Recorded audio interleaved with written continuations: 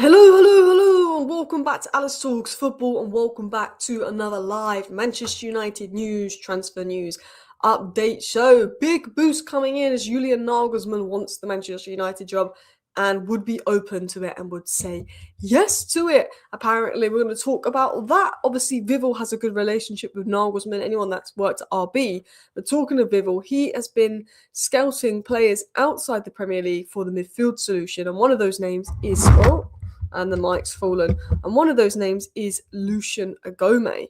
We're going to talk about him, a player we spoke about in the summer as a Baleba alternative, playing at Seville. We're going to talk about a few other stories, including De Zerbi, and apparently Martinez is interested in the Manchester United job. Don't really want him.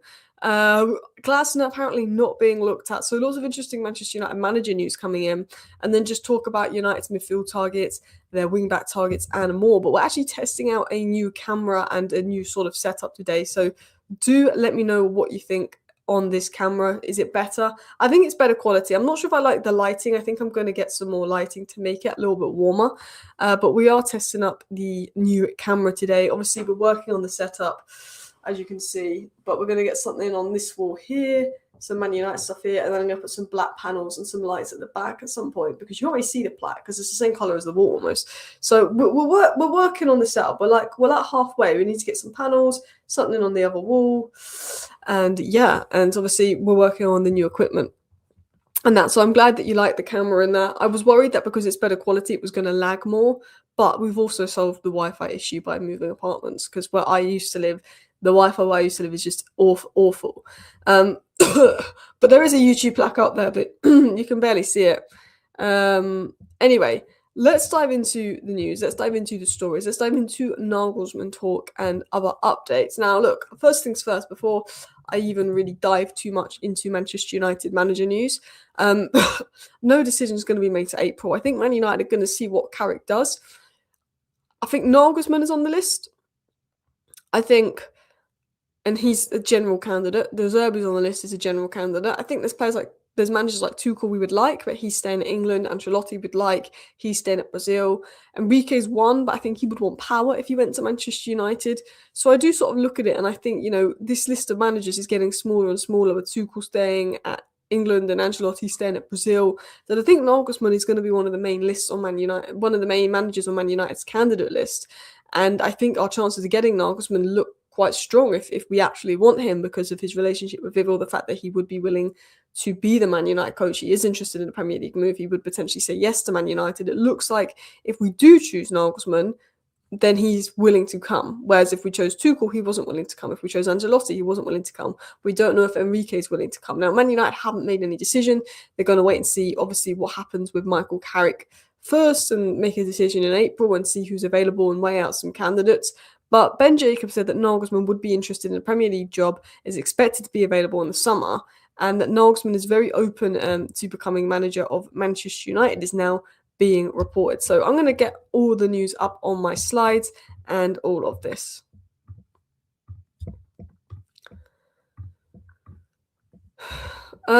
Breaking, Julian Nagelsmann is open to taking the Manchester United job. So this is obviously the main story coming out. If we went to Nagelsmann, apparently he'd probably say yes, he'd be open to it, which, look, is good stuff. Look, is Nagelsmann my number one candidate? No. Do I have concerns around his knowledge of the Premier League and how his system would do in the Premier League? Yes. But do I think Nagelsmann's a good manager? Yes. Do I think that Nagelsmann fits within the model that Ineos want, which is a head coach and a slight yes man? Yes, I do. Oh, my door's ringing for some reason. I don't know why. Big up everybody in the chat. Someone said camera looks great. Appreciate that.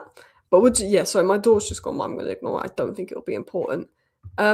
Carrick makes a strong case for himself as well, but need to evaluate at the end of the season. Exactly. Like, going back to the manager situation, because I feel like I was waffling and the doorbell ringing just threw me off of what I was talking about. Look, Man United are looking at Nagelsmann. Why are we looking at Nagelsmann? Because he's a good manager, one of the best managers available, and he fits in the head coach role. Man United don't want a manager that wants power. That's why I don't think we'll get Unai Emery, because he would want power. He would want control over transfers. Luis Enrique would want power and control. Nagelsmann, he's only really worked as a head coach. He's only really worked in that model where he's the coach and the people around him do the recruitment. So Man United and Ineos are looking at Nagelsmann and saying, this is a guy that works well in the model that we want to apply, where he is just a head coach. But Ruben Amorim agreed to be a head coach, literally was announced Ruben Amorim as head coach, then a year later starts going, I'm a manager, not a head coach, but you agreed to be a head coach, Ruben. Someone like Nagelsmann is going to agree to be a head coach, and that's why United are looking at him, you know.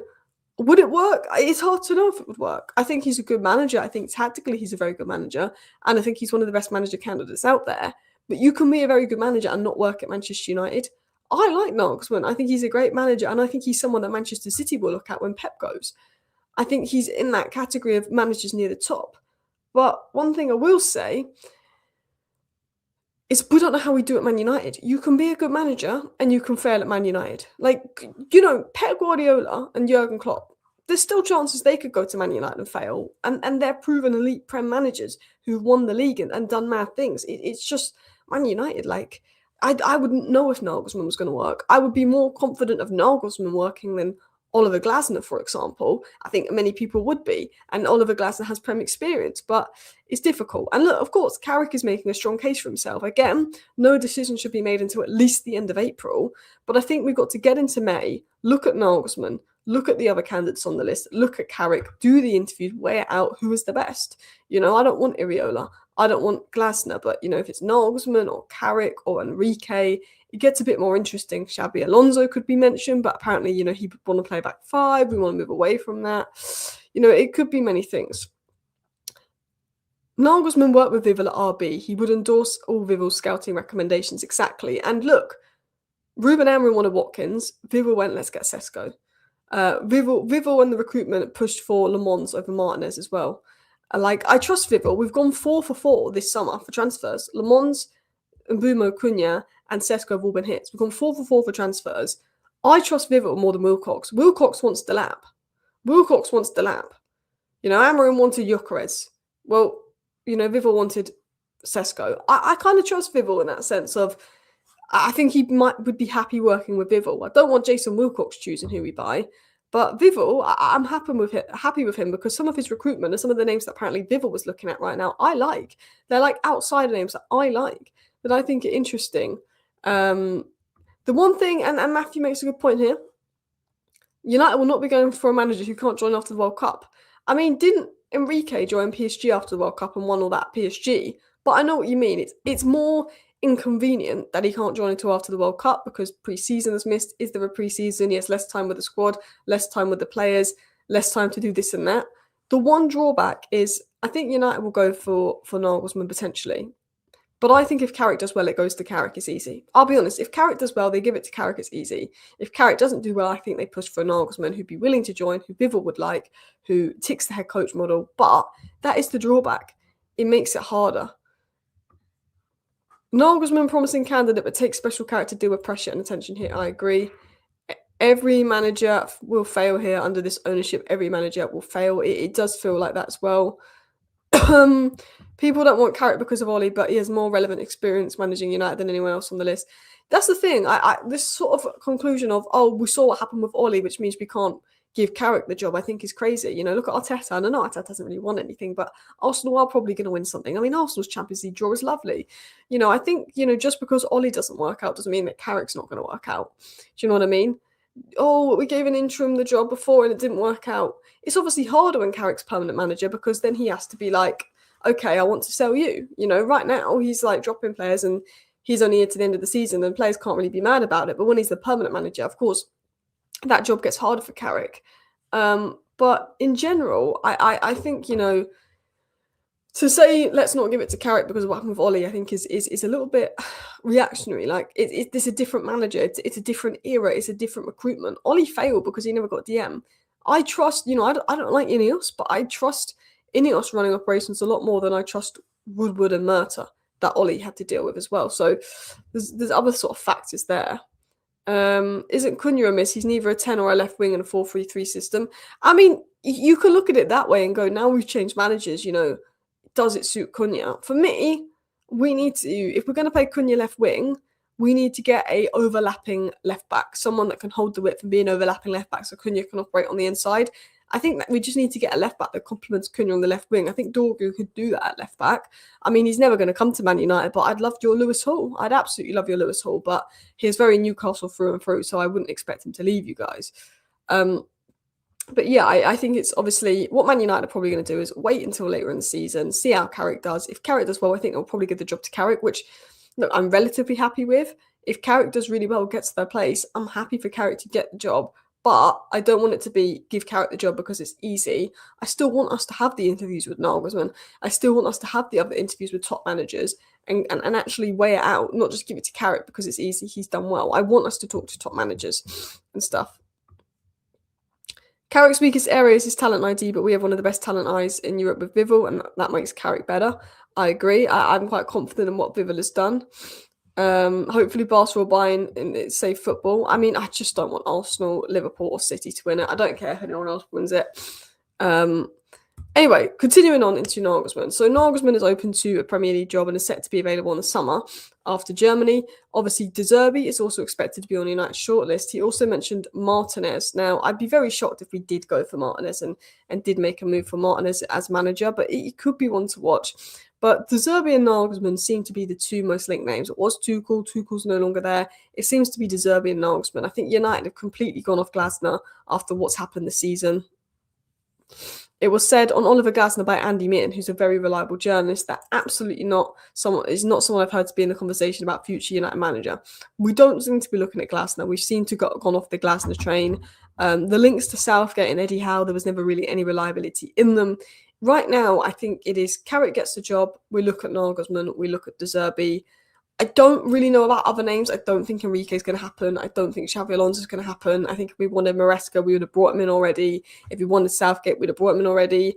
McKenna's always one to keep an eye on, I think, Kieran McKenna, especially with the links to Carrick there. That's always one to keep an eye on. But I think it's very much Carrick, De Zerbi, and Nagelsmann, I think, will be the ones that we look at, to be honest, because now Tuchel's gone, I'm not sure. But I feel like I'm missing a really obvious name. I feel like I've been speaking about manager names. I feel like it's a really obvious name that I've not spoken about. I mean, De Zerbi gives Amarin vibes and is a bit fiery and hostile. De Zerbi, I think, is better than Amarin, but De Zerbi is fiery. De Zerbi is hostile. I will say with De Zerbi, he will fall out with that dressing room. I think if we get De Zerbi, it ends in like pure chaos. We definitely get a new manager bounce because I feel like he would just fall out with the dressing room. I think De Zerbi is a good coach, but I think he would fall out with the dressing room. That's my biggest fear. Nusa, Anderson and Amadou Onana don't get Tonali. Are you stupid? No.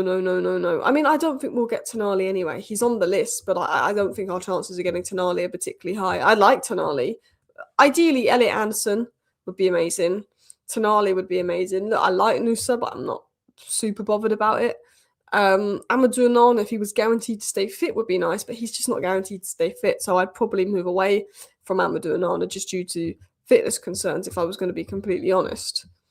Iriola and Silva also there. I mean, Iriola and Silva are ones to watch as well. I wouldn't get rid of Carrick for De Zerbi. As of now, I wouldn't. Nagelsmann's more of a debate, but right now with De Zerbi, no, because I think managing Man United isn't just being a good manager and a good coach, as we've seen many good managers and coaches and come to Man United and struggled. It's being a man manager, it's getting on with the team, and I don't know if De Zerbi does that. Someone's saying no Tonali, no. We've got a Tonali hater in here. I don't think he's had the best season, but I think Tonali's ridiculously good. Prem Proven's the way forward, but then I want someone with Prem experience, ideally. I do. But if someone said Julian Nagelsmann or Sean Dyche, Julian Nagelsmann has Prem experience. Sorry, Sean Dyche has Prem experience, but I'd rather Julian Nagelsmann than Sean Dyche, for example. You know, Prem experience is nice. Prem experience is a bonus, I think, when you're looking at a manager. But Pep came to the Premier League without Prem experience. Klopp came to the Premier League without Prem experience. And, you know, they were instant successes. Well, Klopp took a bit of time, Pep took a bit of time, but they were two of the biggest successes we've had post Sir Alex Ferguson. They didn't have Prem experience before they came to City and Liverpool. So if we're talking Sean Dyche or Nagelsmann, we're looking at Nagelsmann. But if we're talking, you know, Unai Emery or Nagelsmann, it's a bit more of a debate because Unai Emery has that Premier League experience. Now, I don't think we'll get Unai Emery because he would want power. Ineos don't want to give power away. Ineos want a yes man, which is why, again, I think Carrick will probably just get the job if he continues to do well because it's just easy for Ineos. But I don't think he should get the job because it's easy for Ineos. I think he should get the job because we believe he's the best candidate. And I believe he is one of the best candidates as of now. and we should assess that at the end of the season. But I still think even if Carrick does really well, you still want to interview those top level managers to make sure. But if Carrick does well, I'd be very happy with Carrick getting the job. I prefer Pavlovic to Anderson. I like Pavlovic. I don't see him coming to us. Prem Proven's overrated. It is and it isn't. It is in some areas and not other areas. I do think spending 90 million on a winger in the Bundesliga or in Serie A is a big risk. Whereas I think other positions is less of a risk. Do you know what I mean? Like, I think when it comes to wingers, I kind of like Prem Proven. When it comes to attack, I kind of like Prem Proven. But I think like fullbacks and centre backs, I think you can go abroad. I don't think it has to be Prem Proven. I think it's more them wingers, them attackers that you want a little bit of Prem Proven, because the hardest thing to do in the Premier League is score goals because the defence is different. I think it's easier to adjust as a defender moving to the Premier League than an attacker because you're coming up against a completely different type of defender. So yeah. PL experience in terms of gaff is not as important. Look at plenty of PL winning managers last 10, 15 years from abroad. Exactly. You just got to, I think with Man United, a club like Man United, Prem experience is great, but you've just got to be someone that can handle managing a big club, can handle the pressure, can handle the expectations, is a good manager that knows how to deal with the players. You need a little bit of all of that. Anyway, I want to talk about a few transfer stories. I want to talk about a few updates because obviously we're talking about Vivel in today's video. Vivel going 4-for-4 in the summer. Vivel's influence over transfers has been very good. So I actually do want to discuss Vivel and sort of what he is potentially looking at doing here. Vivel has long identified Sevilla's Lucien Agome as a prime target this summer. Vivel has kept Agome on the shortlist since at least 2025, viewing him as an ideal destroyer midfielder. Agome has seen great value at around 30 million euros, which is £25 million, given Sevilla's openness offers. I think, we need three midfielders. If Agome for £25 million becomes one of those three midfielders, I am very happy with that. I think he's the type of person that Brighton would look at. If we brought Baleba off Brighton, I think they would go and sign Agome. That's kind of the way I would explain Agome. I know Sevilla haven't been amazing lately and all of that. I know that. But I do think, we need three midfielders for depth. And I think rather than going and spending 50 million on, Conor Gallagher was £40 million. Agome is going to be 15 million cheaper. I think, this is more what we need. Obviously Tottenham have brought Conor Gallagher, but I'm using that as an example. I think, for me, we need to break the bank for an Elliot Anderson if we can get him. Then I think our second option as number 8 depth should be Mateus Fernandes, around 40 million, hopefully, if West Ham get relegated. Probably 50 million. And then I would look at Agome. So if you get Elliot Anderson for 80 million, Fernandes for 50 million, and Agome for 25 million, you're looking at 155 million on Agome, Anderson, and Fernandes as 3 new midfielders to replace Casemiro and Agate. I think that's decent. Of course, you've got Orozco, we've got Sekou Kone, we've got Jimmy Thwaites, we've got a lot of youngsters. Morgan Rogers is a good option, but I don't think we need to look at attacking midfield unless Bruno goes. I know he can play left wing though, but again, he's more of a wing fielder, which is a bit like Cunha, someone that likes to play on the inside. Papagay of Villarreal is a good shout. Yeah, he's impressed me. But I like Agome. Like I do. I was talking about him in the summer. I said, if we can't afford Baleba, I think we should bring in another midfielder like Agome, just so we've got another midfielder there. Like, we probably don't need him this season because, we've got so little games that I think we're just going to stick with the same midfield for the end of the season unless there's an injury. And if there's not an injury, then it's not the end of the world that we didn't get a midfielder last year, even though I think we should have got a midfielder last year. If we don't get any injuries, we should be okay. But I look at it and I do think, I like Vivel. Agome was a name that I was talking about in the summer. I was like, guys, I haven't watched him play loads, but I think from what I've watched of him, he can do this, this, and this. I like him, and he's relatively cheap, and he's relatively young. I like the fact that Vivel is looking at that Agome. Now, he's not the guy that replaces Casemiro, but he's the guy that replaces a guy. Agome is never going to be your main midfield target, but we need 3 midfielders, and we can't buy 3 100 million midfielders or 3 80 million midfielders. There's going to be 1 80 million midfielder in someone like Anderson to replace Casemiro, whether that's Anderson, whether that's Tonali, whether that's Baleba. There's going to be one big 80 million midfield signing, and that's going to be the Casemiro replacement. There's going to be a 40, 50 million midfield signing to replace a guy, which I would love Mateus Fernandes. I like Lucas Bergvall. and then there's probably going to be a third midfielder that's in that 20 to 30 million range for that depth if we're in the UCL next season. And I think a Gome is a really good shout for that. I think a really, really good shout for that. And I think, look, Vival's been scouting him. Vival's been following him. I trust Vival. I trust Vival more than, let's make Liam Delap our priority, Jason Wilcox. I would rather listen to Vival than whatever Jason Wilcox goes on about. I disagree with Anderson to replace Casemiro. Wrong decision. I mean, who would you choose? I mean, Tonali would be unreal as well. To be honest, I probably prefer Tonali. I'm not confident we get either Tonali or Anderson. I don't think we're going to get either of them, but that's who I like. No AFCON until 2029, right? Yeah. So, like, some people don't want us to buy players that will go to AFCON, but there's not another one for 4 years now. So there's nothing to worry about. Everyone brings up Lewis Hall. Lewis Hall would be the perfect left back. He's not leaving Newcastle. I tell you this now, Tonali, there's a chance. There's a chance we can get Tonali. Lewis Hall, no. Like, Tonali, his agent is spreading a few stuff. I think Tonali is slightly open to an exit if Newcastle don't get European football. Lewis Hall, I think Newcastle could finish 14th, and I think Lewis Hall would stay. Lewis Hall moved from Chelsea to Newcastle because he's a boyhood Newcastle fan. Unless Newcastle were really in the mud and Lewis Hall, needs to get out of Newcastle for England and other reasons, maybe. But again, I don't think he would come to us. I think I could see Lewis Hall going somewhere big, to be honest. I could see him going abroad. I could see him going to a Bayern Munich, for example. I cannot see Lewis Hall leaving Newcastle for a Prem club. That might be an unpopular opinion, but he's a proper, like, Shearer, loyal Newcastle fan. Like, I don't see it happening. I would love Lewis Hall, but I think, out of all the Newcastle players, I think he'd be the hardest to get. I think Livramento you could push a bit. Tonali you could push a bit. Lewis Hall and Bruno Guimaraes would be the two hardest players to get out of Newcastle, and I think Lewis Hall would be harder than Bruno Guimaraes. I think he's very loyal. Otherwise, I would be saying we should go for Lewis Hall, but I don't think he will leave Newcastle. I mean, obviously some people were saying, it never felt like Rashford was going to leave Man United. Rashford loved Man United. I think if Lewis Hall leaves Newcastle, it would be to go abroad. I don't think Rashford would have ever left Man United for another, like, big Prem club. I'm not counting Villa. Like, do you know what I mean? I don't see Lewis Hall. I don't see him wanting to come. I'd love him though, but I think he just seems very like Shearer, like loyal to Newcastle, doesn't he?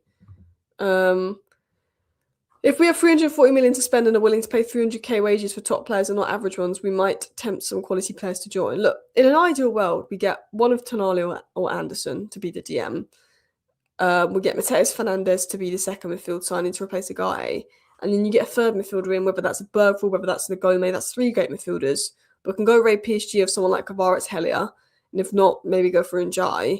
And yeah, it would be a brilliant left back like a Nathaniel Brown. That would be ideal for me. But Nathaniel Brown, I think, is the closest to Nuno Mendes.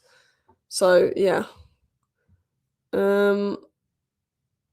Surprisingly, the lower teams usually have better DMs. There are some really good DMs in the league from the lower teams. I can't lie. There's a lot of good DMs out there. Hall is 2 and it's his dream to play for Newcastle. Yeah, that's why I don't really talk of Lewis Hall. You reckon Maino's good enough for a permanent starting role next season? I absolutely do. I think Maino's been fantastic under Carrick, and I do. There's a small section of our fan base, we call them the Amarin sexuals, that I hate watching Maino because they want Amarin to be right about Maino, which is weird. I like Maino. I think he'd be class.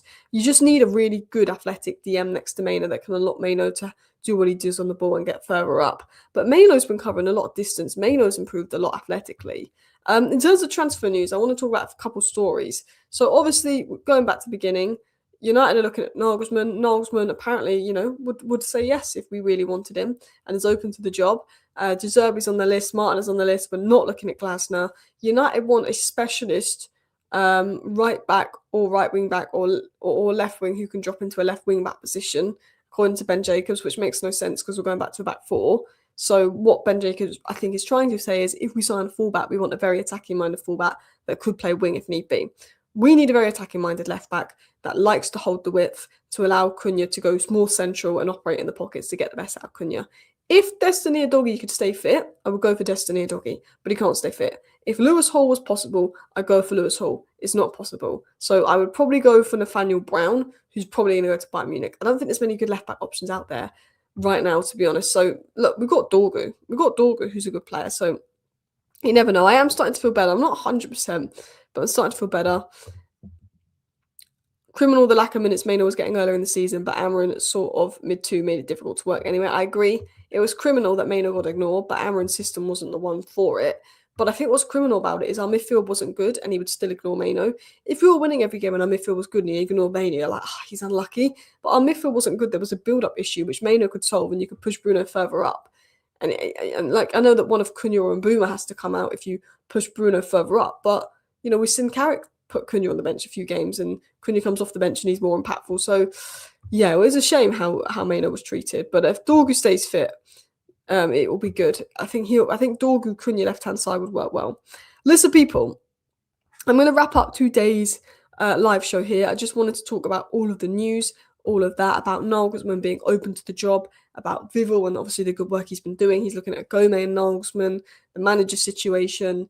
There's not loads on transfers. Again, I think transfer news is going to get more interesting end of March. I think give it a month and I think the transfer news will get a bit more interesting. Once we kind of know what route the manager situation is going, which I think will have indications end of March, probably nothing confirmed to April.